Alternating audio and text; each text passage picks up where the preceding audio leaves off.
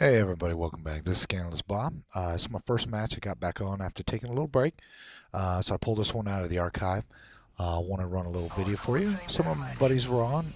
TZ, Jimmy, um, Big Mac, and Aries. So we got on and we played a little hardcore team deathmatch. And, the dynamics of playing hardcore team deathmatch are so much different than the regular core. Because what you find is a lot of people will hole up in corners. They'll get in their little favorite spot, and they tend not to move a whole bunch. You've got a timer that's always running, like 15 seconds. So if you die when it's at 11, then you can come back after 11 seconds, 3, 2, what have you. Got on here, and I'm not a big fan of the hardcore because I don't like sitting around and waiting.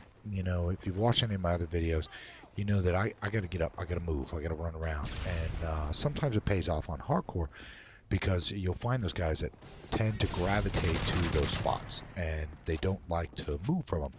So you can catch them there 2, 3 times, and if you know the back way of coming in, then you can definitely get in behind them and get them. So this time I kind of stayed towards where my buddies were at, and I believe we're playing hardcore ricochet, which is kind of nice because it was something that they had in Modern Warfare 2, but they didn't have in Black Ops, because you could shoot your buddies and you would die. Black Ops kind of did away with it. So the hardcore, if you knew you were a host, and by that I mean you shoot a guy 2 times and it doesn't kick you, then you'd have some of these guys that get on there, and they thought it would be a whole lot of fun to just run around and keep shooting team members. And I remember there was a match one time where it was a guy in a split screen, and they had both signed in under different names, and they were telling everybody that they were part of the Microsoft Live testing, group. And so pretty much the entire game, all they did was run around shooting guys on their own team. And if you watch, when you die, and you can watch when your buddies, they'd let the enemy go by and purposely only shoot guys that were on our team, which was kind of dumb. Might have been fun for 1 or 2 times, and we've done it. You get on, you're playing with your buddies, and you hey, I'm gonna shoot you in the butt or whatever, and you shoot them off in the beginning. Or I had a buddy TZ who said one time he accidentally hit the wrong button trying to switch through and dropped a grenade, like killed the whole team. And I think it made him wait something like 12 minutes, I think it was, to respawn, which was a little crazy. But here I'm running the FAT, and I'm a big fan of this gun. A little bit of a kick, but it's got a good rate of fire. I prefer a red dot sight over holographic. The holographic sight takes up way too much of the screen, I think, when you're trying to aim down sights. And normally I try to stay out of the middle of the map. One of the routines I found that works best for me is running the outside of the map. A lot of times you'll catch guys at the outside, kind of looking in. You can get in behind them. If you move around enough and you got good reflexes, you can catch those guys stepping out of doorways. You can catch them as they're getting right into windows and all that. I find that I'm a little slower here in my older age. So, you would think that I would sit a lot more, but no, I still got to get up and run around, That's just how I do it. I'm a big fan of domination. I've played the hardcore domination, and to me, that just boggles my mind that in domination, which is typically a high-scoring game, it's not too uncommon, and I've done it in Black Ops to walk out with 45, 50 kills. But when you're on hardcore and you gotta wait, those extra 12 seconds, and maybe it's better when you play as a team because you gotta have a strategy. If you want to take 2 out of the 3 positions, you gotta have a strategy. So it might be better, but typically I run more as kind of like that lone wolf kind of guy, and I like to get on and play with my buddies. So then a lot of them like to play hardcore, so I'll get in there, and I try to pull my own weight, and I've been disappointed with the whole COD series when you have the host-based system where each game system can be picked as host. Why didn't you invest the money in a server-based system? I'd be okay with it, I guess, more if I had some kind of control over how I connected to games.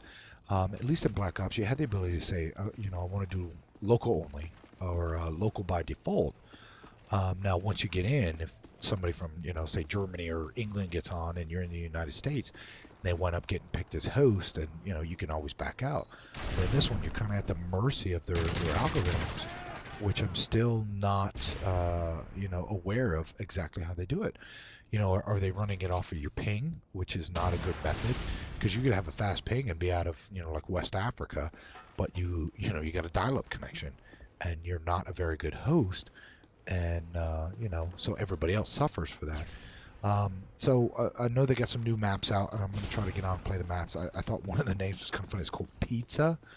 Now, I don't know if it's available to everybody yet. I am one of the first ones to get an Elite as it came out, so I think I'm able to get the maps maybe a week or two early. And if they're going to come out with 4 maps, they're supposed to offer like one map 2 weeks early or 3 weeks early, then the second map, then the third map, and then so on and so forth.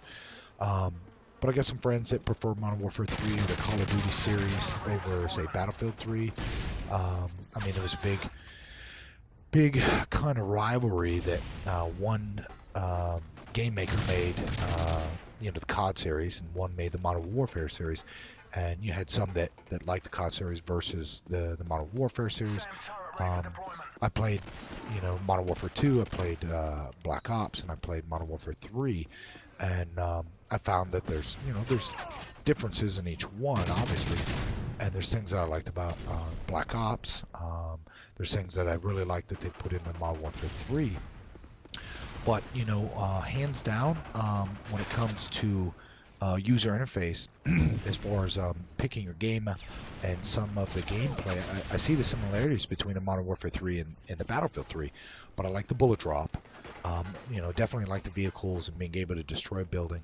I'm not a big fan of this quick scoping and the no scoping, where you only have to get the bullet within like a 1 meter range of a guy's head from halfway across the map without lining it up, and boom, they're dead. Now, is it because I can't do it? No, that's a weakness, and I know it's a weakness. But the fact that I got guys popping me, I'll watch the kill cam, and I'm like, how did that dude even see me? Like I said, it's my weakness, so I don't do a whole lot of sniping. I'm, rusher by nature, which sometimes works because when you get in and some of your buddies, they just want to move the map. I feel more comfortable that way until I die, which does happen quite a lot. And all of a sudden I spawn on the other side of the map, and I'm like, okay, do I run to them? Do I try to cut through the enemy? But I definitely like it when you get on and you got your buddies on, and you come up with like a little bit of a game plan. And in this one, we were able to do it because everybody gravitated to a certain spot. They said, all right, let's go to, up top on the right. All right, I got this avenue covered. And I was like, all right. So I was able to float between this left side where the loading docks were. And then I was able to go up towards the top where the subway station kind of empties out on that right and out on the front. And what was funny was this one guy kept coming back, and he saw my bouncing Betty. And I love the bouncing Betty. And I think he was trying to shoot it. And so, I would catch him trying to shoot it. And I think you saw that. I got him at least 2 times. I think I get him maybe one more time. And I'm like, all right, hey, man, I'll give you an A for effort. But, you got to learn from this. And, move on. Get me from a different approach. And, like I said, I love this fad. Great. I usually run the flashbang. I don't know why it's saying I got promoted to corporal, because I'm like level 80, so I don't know why it's throwing us up there. Here's that dude again, running up there. Finally get taken out with XM25.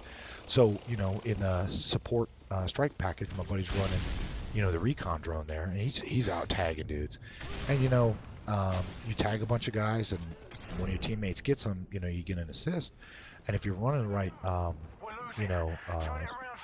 perks, like Hardline Pro, every 2 assists counts as a kill. So if you're running that support package and you're tagging dudes left and right, you can start earning some good stuff in there. I'm a big one to throw out the flak jacket. SAM turrets are great. I found that when I was playing a lot of Black Ops, that if you ran the counter UAV or counter spy plane, that no matter if they got the advanced UAV or the Blackbird or whatever, you threw that puppy out and it grayed out the screen. And unless they shot it down, that was a good way to defeat it. UAVs kind of give you a delayed update on where everybody is, But those advanced and the SR-71 Blackbirds, it's real time. I've also switched over to getting the EMP when I'm running the support package, because if I had gotten the escort airdrop and dropped it in, I would not have been able to take advantage of it, because, you know, match is over right there. So anyways, you know, and I don't know why it went dark. Oh, I think because I was replaying this and doing it. I didn't move my control, so sorry for all the darkness. Anyways, thanks again. Hoping to pop out some more videos this week. Almost up to 3,000 views, so thank you guys. Thank my subscribers, and I'll try to keep you pleased. All right, thanks a lot. Bye-bye.